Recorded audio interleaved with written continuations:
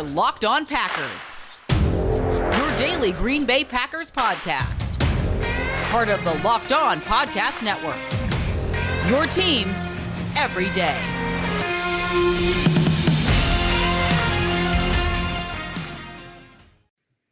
You are Locked On Packers, part of the Locked On Podcast Network, your team every day. I'm Peter Bukowski, and I cover the Packers for The Leap, a newsletter I would love for you to subscribe to. You can follow me on Twitter, Peter_Bukowski. Follow the podcast on Twitter at Locked On Packers. Like us on Facebook. Subscribe to the podcast. iTunes, Spotify, Google Podcasts. Wherever you find podcasts, you will find Locked On Packers, the number one Packers podcast on the internet. And the show for fans who know what happened. They want to know why and how. The Green Bay Packers are losing their offensive coordinator and probably more. Nathaniel Hackett is the new head coach for the Denver Broncos, and it sounds like he intends to take Adam Stenavich, the Packers offensive line coach, along with him at least. Who knows what other, they could be poaching grad assistants. I guess not grad assistants, quality control coaches. They're grad assistants in college. And some of those lower level guys, they could be promoting if they wanted to. If the Packers, they can block some of those moves if you're not going to be a bona fide coordinator. But Matt LaFleur has signaled that, hey, look, we don't want to stop these guys from getting promoted. So they're going to have a plan. He was asked, Matt LaFleur was, at the beginning of the week, if that plan included hiring internally. He said it did. So we expect that if Adam Stenavich is in fact poached and Nathaniel Hackett is in fact poached, that Luke Getsy will be first in line to be the new offensive coordinator for the Green Bay Packers, and that you have options after that. If Green Bay wants to promote Luke Butkus into that full-time offensive line job, they certainly could. They could also just swap offensive line coaches. Mike Munchak was the coach of that offensive line in Denver, one of the best offensive line coaches in the league. He is the gold standard at that position and now needs a job. Could that be a move that they make? Not out of the realm of possibility. And then if you promote Luke Getsy, then what do you do at quarterback coach? How do you fill that void? That's something that Green Bay is going to have to figure out in the coming days and weeks. And if you missed our show yesterday with Jason Hirschhorn, America's guest, my co-founder at The Leap, we talked about some of those options. Liam Cohen from Kentucky, Joe Brady, formerly of LSU in Carolina, as options. And there could be some off-the-board options that we're not even thinking of. The Packers are going to have to deal with this flux. And this is something that Mike McCarthy had to deal with. He lost Joe Philbin and had to replace him. And they went through a number of offensive coordinators and key offensive coaches. Could a return of Alex Van Pelt be on the table? Ben McAdoo is now the offensive coordinator in Carolina. We saw a lot of those guys in Green Bay while Aaron Rodgers was there with Mike McCarthy get opportunities elsewhere. It was only a matter of time before these guys, Nathaniel Hackett namely, will get an opportunity. And as Jason has been on from the jump in Green Bay, Luke Getsy was probably going to be one of these guys to get that opportunity sooner or later too. And if Luke Getsy gets this OC job and Aaron Rodgers comes back or Jordan Love comes in and plays well early on, he's going to be a trendy head coaching candidate sooner than later. And in fact, interviewed for this head coaching job. So this is something that teams don't talk about enough, that we don't talk about with coaches or players or cultures. We talk about how you handle adversity, overcoming it, these obstacles that you face. But how do you handle success? Because success can create its own kind of adversity. The Packers have had enough offensive success that people are going to come calling. Okay, now that's creating adversity because you have a hole to fill. It means that you were so good and you had coaches that were so good that other people wanted them to bring them to their organization and make them the tip of the spear there to lead their group Okay, but now you're losing leaders in your own locker room. How do you backfill that void? And how do you plan for the future in that way? Because this is something that presumably will keep happening. Sean McVay has had his OC poached it seems like the 8th year in a row. Not really. He hasn't been in LA that long, but Matt LaFleur went from OC in LA to Tennessee to a head coaching position. One of the other finalists in Denver, Kevin O'Connell, was Sean McVay's OC, or is Sean McVay's OC. Zach Taylor is the head coach in Cincinnati. He's had to deal with the brain drain. Kyle Shanahan has had to deal with the brain drain. He lost Mike LaFleur, and he promoted Mike McDaniel, who is now a trendy candidate. He lost Robert Saleh, and he found DeMeco Ryans, and that has been a coup for the 49ers. The special teams coaching picks for Matt LaFleur, not great so far. Although they originally did want Darren Rizzi, lowballed him, and he moved on. We know that. Joe Barry, I mean, I guess you could go back to Mike Pettin and say, okay, was that a smart move? I actually think it was. The continuity there, I liked it. I advocated for it on the show. It didn't work out after 2 years. It was the right thing to move on. They bring in Joe Barry. Now, the guy that is apparently going to be the defensive coordinator in Denver, now Hiro Evero from LA, Nathaniel Hackett's best friend. Matt LaFleur didn't hire that guy. That was the guy that I advocated for on the show. They got Joe Barry instead. I don't think Joe Barry was a bad hire, but Evero might have been, we'll see, a better one. So how much faith do you have in Matt LaFleur to make these decisions? Well, Kyle Shanahan blocked him from making the call on his own flesh and blood, his own brother. And he decided to hire Nathaniel Hackett. That turned out to be a very, very good decision. Rather than keeping James Campen in place, a decision that I questioned, a decision that Jason Hirschhorn questioned, we questioned it together on the show. Turned out to be a great decision. Adam Stenavich, now an offensive coordinator in the NFL, because he's been so good as an offensive line coach. He hired Luke Getsy to come in, and he is now looking like he's in line to be the OC here. And he's getting head coaching buzz. So at the very least, we should have at least some faith that Matt LaFleur knows what he's doing when it comes to offensive coaches. Defense, we'll see. And remember, the number one guy the Packers wanted to be their DC last offseason was Jim Leonard, and Jim Leonard turned the job down. So I don't think we should be like, oh, well, he can't figure it out. No. And I want to bring that up for this reason. I don't think we should assume that the only guys who could get these jobs are NFL coaches. Jim Leonard and Matt LaFleur were not best friends. They didn't have some long-standing history. Jim Leonard is not an NFL coach. He's a college coach with only loose connections to Matt LaFleur.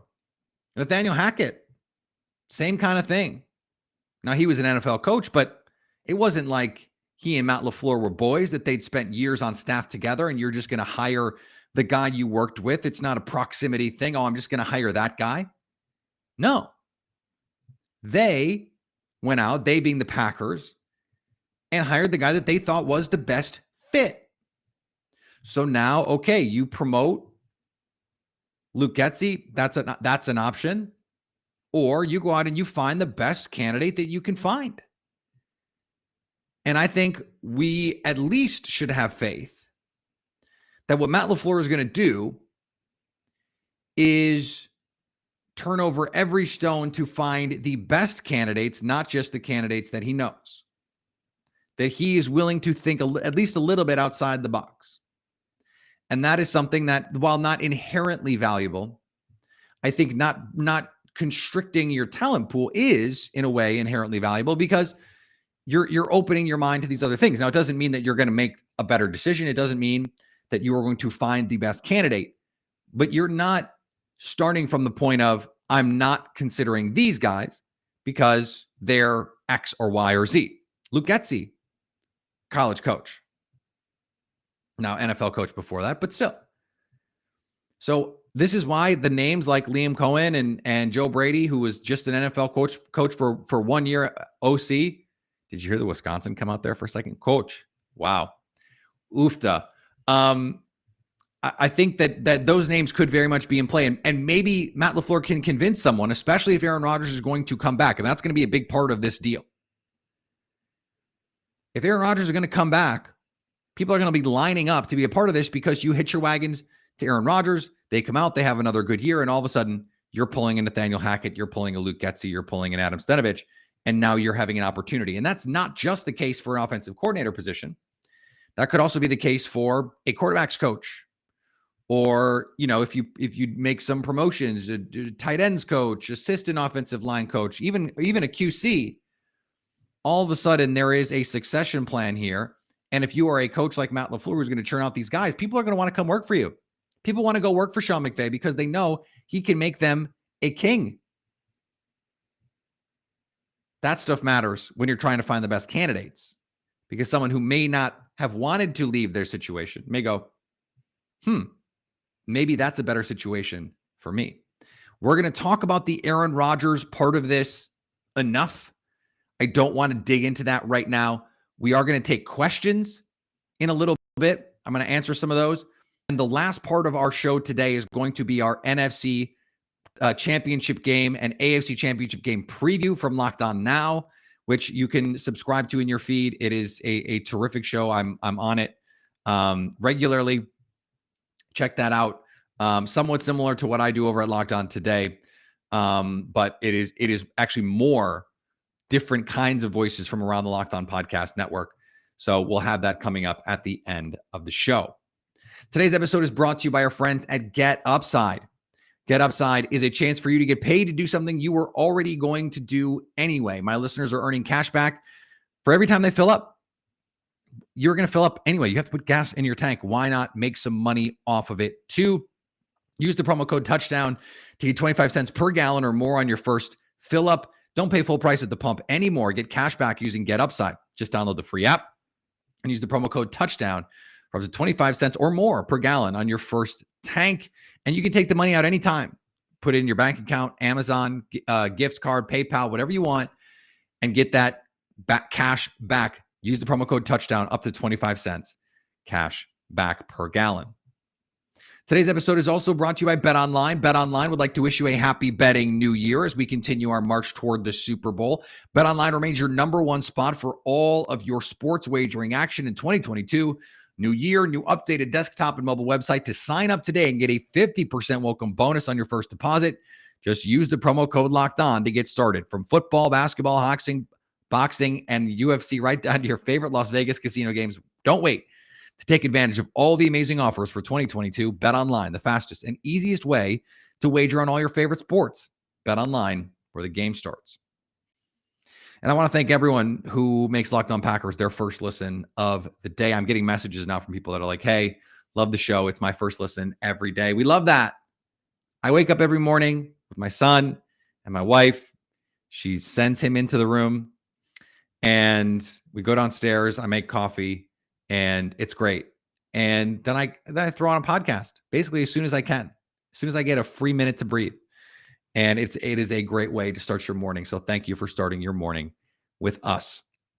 All right, let's get to some questions here. I said this was going to be a mailbag show. It is. It will be an abbreviated mailbag show, but still a mailbag show nonetheless. A couple interesting questions for me.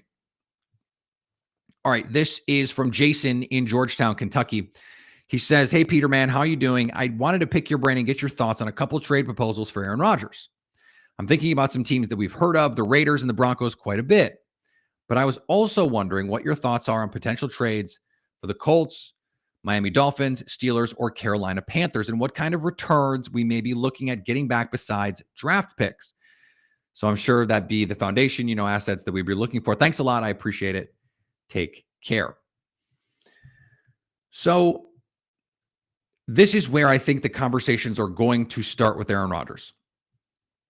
It is 3 first-round picks and stuff. That's the starting point.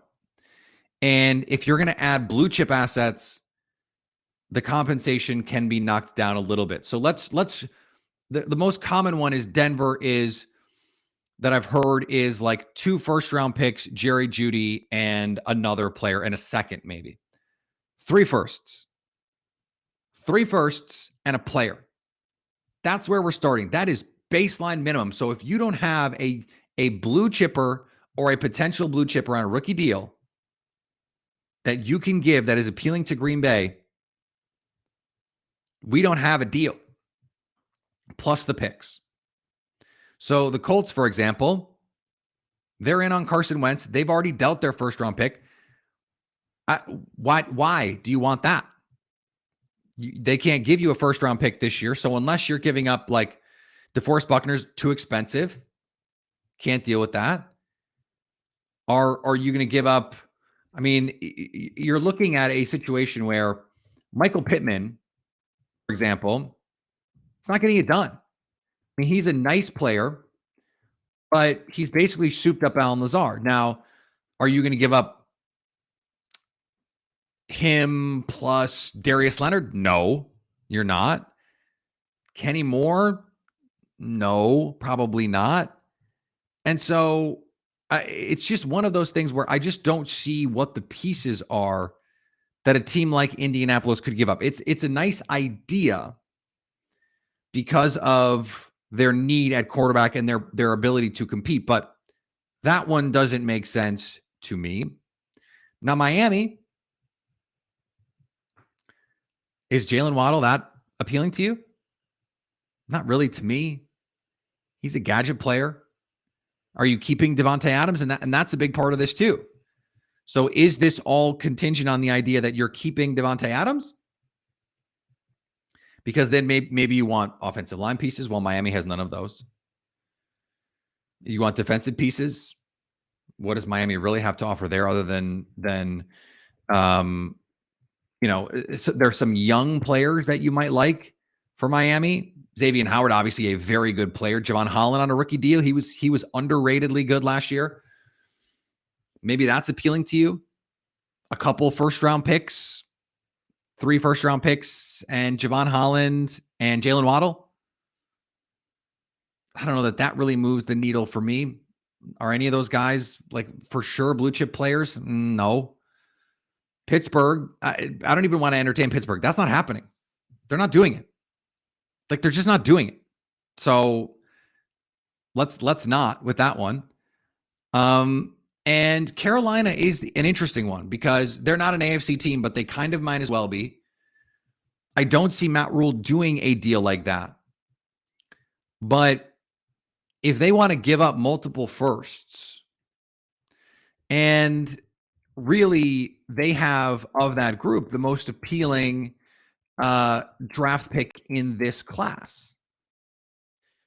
And they are probably the least prepared of any of these teams to compete early on with Aaron Rodgers because of what's going on outside of them. But they have the 6th pick in the draft. So if you can do the 6th pick and Jeremy Chin and a first, is that enough? Because the 6th pick is almost like 2 first-round picks. Maybe. Are you keeping Devontae Adams? Can they have DJ Moore? This is the problem with any Aaron Rodgers destination. It's that the things that they're going to have to get up to give him, or the things that they are going to have to give up to get him, will make them a significantly worse team for him to try and compete with. So that's the problem that you're facing there. I got another Brett Favre question. Brett Favre, goodness gracious. I got another Aaron Rodgers question. I'm going to save it for the end. This is from Clark in Martins Ferry, and he is very upset about the timeout usage. And he points out that the Chiefs were able to win their game because they had timeouts left. They didn't squander them throughout the game. A couple things on this. So part of this is a philosophical issue. On 1st and 10, the timeout is worth more than the 5 yards. Do not call the timeout. Take the delay of game, especially when you have Aaron Rodgers. You can make 6-7 yards up on 1st down. It's 2nd and 8. Yeah, you're behind the sticks. Trust your offense to go do the thing. That timeout, in most cases, is going to be more valuable. I've talked to the hard data people on this.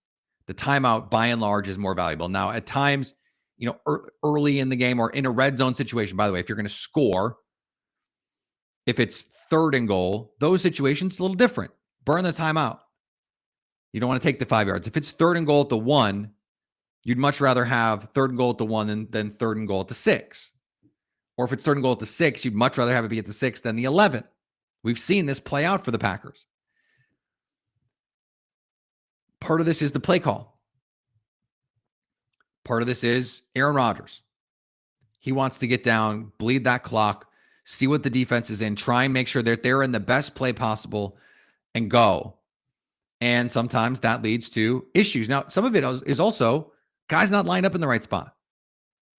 And, you come out and you have a clunky call that has a million letters in it and words, and all of a sudden you're dealing with that. That's its own kind of issue, and maybe Matt LaFleur can look at constricting some of that. But I do not think it will be a problem for Jordan Love, for example. So I guess I'll just leave it at that. All right, last question here. And we're going to do a lot more of these throughout the season, but we do have this championship game preview weekend to get to that I want to make sure we have time for. So last question for now, and we will do plenty more of these over the course of the offseason. This is from Andy Marcel on Twitter. Hey, Peter, first time, long time. I am unsure how to submit a question for the Mailbag Friday show, so here goes. Here you are, Andy. If Rodgers decides that he wants to start anew with another team, and he lets Gutekunst know his preference is Denver, what will that do to the leverage Green Bay has? If the league knows where he'd want to be, wouldn't that stun his trade value? I'll hang up and listen. Here's the thing. It's not his call. And so he can threaten to retire. Threatening to retire means the Packers can go after his guaranteed money because he's been paid money for years that he will not play. He is not giving back that money. And so the threat of retirement is it is a hollow threat. So yes, if he tells Brian Gutekunst, I want out and I want you to send me to Denver, what the Packers can do is say, okay, Aaron, that's nice. We will send you to the team that gives us the best trade package. And that is what they will do. Now, that amplifies Denver's willingness. Hey, we think we're going to get Aaron Rodgers. So maybe that makes them a little more willing to part with pieces or put pieces in initial offers that they might not otherwise. It gets you to the end offer quicker. But then everyone knows, hey, Aaron Rodgers is on the block. If we blow the Packers away with an offer, maybe we can get in on this too. Once it is out there that Rodgers wants to be somewhere else. But Brett Favre did not want to go to New York. But they sent him to New York, almost specifically because he did not want to go there. Aaron Rodgers does not have a choice. If the Packers trade him to Carolina or to Cleveland or to wherever, he doesn't have a choice. He's got to go there. He could retire, but then if he's going to do that, it is sort of an act of war in this case. And the Packers can go after his money. And as much money as he's made, he doesn't want to give back tens of millions of dollars. So the only thing that they can do is say, give us a list and we'll see what we can do. And that's the best thing for both sides if that's the situation that they're in. Now, we're a long way from that, but we'll see. We'll see. Today's episode is brought to you by our friends at Built Bar. Built Bar is the best tasting protein bar ever. It's the protein bar that tastes like a candy bar. I know I say this a lot, but I had one today. And you know, I say it a lot because I had one today and I have them often. I have them almost every day because either before or after I work out or in the morning, I just need something to eat that tastes delicious. And I have kids. I don't have time to cook all the time. So I need something that's going to fill me up, fiber, protein, that's going to fuel my body, fiber, protein, and is not going to drag me down. Low in calories, low in sugar, low in net carbs. That's what Built Bar brings. And there's so many flavors for you to choose from. I had the coconut brownie, which I almost forgot how good that is. Oh my goodness. I was like, did they send me the batch with the sugar and the fat and the butter and like all the good stuff? Because this can't be good for me. It tastes too good. I'm serious. It's so good. And they've got tons of other flavors: peanut butter brownie, raspberry cookies and cream, salted caramel, mint brownie. If you haven't tried it, why not? And if you haven't tried it in a while, why not? Go to built.com and use the promo code LOCKED15 to get 15% off your next order. That's promo code LOCKED15 at built.com for 15% off for the best tasting protein bar ever. Coming up, Championship Sunday is just days away, and we've got to punch 2 tickets to the Super Bowl. Who will serve as the reigning AFC and NFC champions for the year to come? We'll find out what each team still standing needs to do to earn a conference title on Locked On Now NFL.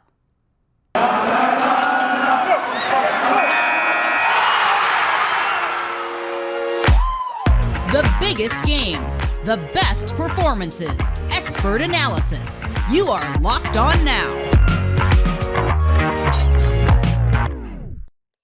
You're listening to Locked On Now NFL, local experts on the biggest stories throughout the NFL. I'm your host, Kim Becker, and thanks so much for making Locked On Now your first listen every weekday.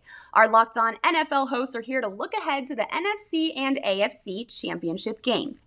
Let's start where these teams are trying to get to: Los Angeles, SoFi Stadium. They will host the Super Bowl in 2 weeks, but first, the Rams have to host the 49ers for the NFC crown. The biggest game. San Francisco 49ers fans don't know if Jimmy Garoppolo will be their starting quarterback next season, but they do know that he'll be under center to try to win his second NFC championship game in 3 years against the Rams on Sunday. With a chance to remain undefeated against the NFC in the postseason, our Locked On 49ers host says the key to a San Francisco victory is Jimmy G not making the big mistakes that could cost the Niners the whole game.